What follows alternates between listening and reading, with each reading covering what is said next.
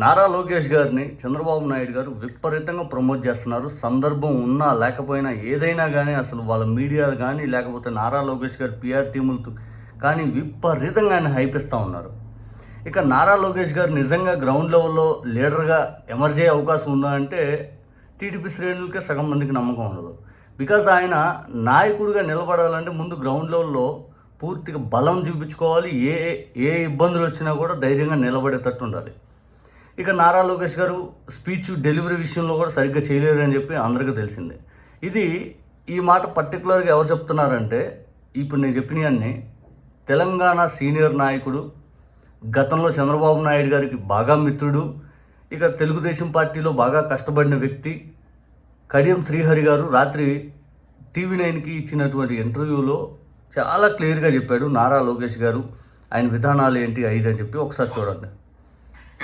Lokesh Telugu Desam party జాతీయ working president అయిన తర్వాత తెలంగాణలో పార్టీని మళ్ళీ పునర్వైభవం తీసుకురావాలని చెప్పి ఒక ఆలోచన చేస్తున్నాడు. మహానాడులో కూడా మాట్లాడారు. By any chance Telugu Desam party తెలంగాణలో మళ్ళీ తన పార్టీ పునర్వైభవం కోసం ప్రయత్నం చేస్తే రీగ్రూపింగ్ అయ్యే అవకాశం ఉందా? అప్పుడున్న తెలుగుదేశం పార్టీ నాయకులందరూ మీలాంటి వాళ్ళంతా అసలే లేదు. తెలంగాణలో లోకేష్ ను ఒక లీడర్ గా గుర్తించే పరిస్థితి లేదు. చంద్రబాబు నాయుడు గారు ముఖ్యమంత్రిగా ఉన్నాడు కాబట్టి లోకేష్ ను లీడర్ గా ప్రొజెక్ట్ చేస్తున్నారు. ఆయన తెల్లారి లేస్తే చంద్రబాబు నాయుడు గారు లోకేష్ ను ఎంట పెట్టుకుని తిరుగుతున్నాడు. సమావేశాలు అయితే పక్కన కూర్చొని పెట్టుకుంటాడు. బయట ఢిల్లీకి పోతే ఎంట తీసుకువెళ్తాడు. ఇక ఆయన ఎన్ని రకాల ఆయన ప్రొజెక్ట్ చేయాలనో, ఆయన ముఖ్యమంత్రిగా, ఆయన పార్టీ అధ్యక్షుడిగా అన్ని రకాలుగా లోకేష్ ని ఎంకరేజ్ చేస్తున్నాడు.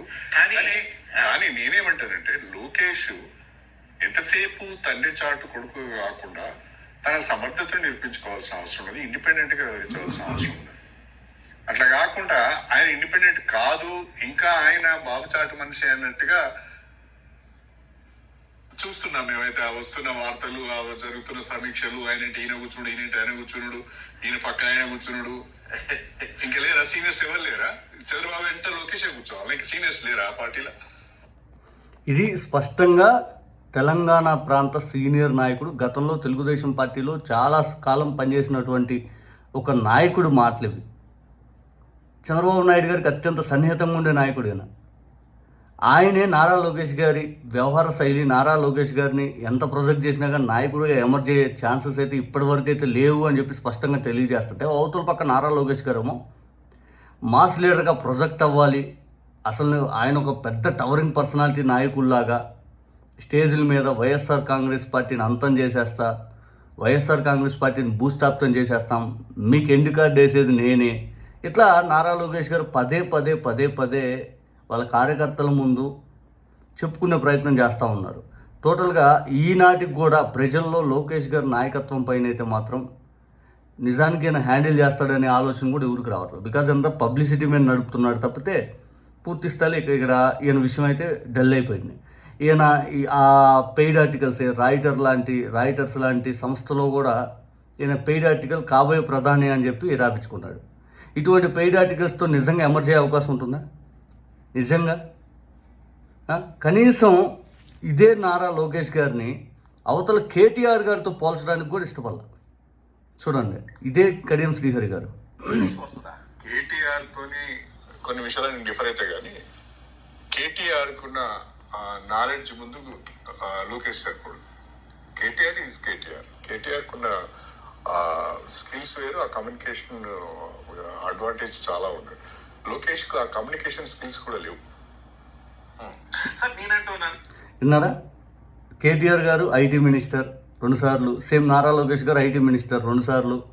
ఇక కేటీఆర్ గారితో పోల్చడానికి కూడా ఇష్టపడలేదంటే చూడండి, ఇక్కడ నారా లోకేష్ గారు ప్రజెంట్ ఆయన ఎంత పబ్లిసిటీ వాళ్ళ చేత ఏదైతే చేయించుకున్నా, సోషల్ మీడియాలో వీరుడు సూర్యుడు అని చేయించుకున్నా కూడా పూర్తిగా గ్రౌండ్ లెవెల్ రియాలిటీ ఇది. చాలామంది ఈరోజు నారా లోకేష్ గారికి అనుబంధంగా చంద్రబాబు నాయుడు గారు వాళ్ళ టీంని ఏదైతే లోకేష్ గారికి ఆయన చెప్పిన వాళ్ళకి చేర్చే అవకాశం ఉన్నా కూడా రాజ్యసభ సభ్యులు లేకపోతే నామినేట్ చేసే ఎమ్మెల్సీలో లేకపోతే ఏదైనా చైర్మన్ పోస్టులు వీళ్ళందరూ నారా లోకేష్ గారికి చేసే టీం నెట్వర్క్ ఆయన కోసం పనిచేసే వాళ్ళని చేస్తున్నారు తప్పితే మెజారిటీ నాయకులు తెలుగుదేశం పార్టీ క్రియాశీలకంగా ఉన్న దగ్గర నుంచి ఏదైతే గ్రౌండ్ లెవెల్లో టచ్ ఉన్న నాయకులకైతే ఏ ఒక్కరికి కూడా పదవులు అయితే రావట్లేదు ఈ మధ్యకాలంలో.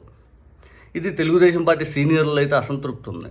ఇక నారా లోకేష్ గారిని పదే పదే ప్రమోట్ చేసే కార్యక్రమంలో భాగంగా ఇక చంద్రబాబు నాయుడు గారితో పక్కన కూర్చోబెట్టుకొని ఏది పడితే అట్లా పూర్తి స్థాయిలో నారా లోకేష్ గారి స్పీచ్ డెలివరీ విషయంలో ఎట్లా పడితే అట్లా మాట్లాడుతూ ప్రతిపక్ష పార్టీని అంచనా కూడా వేయలేరు.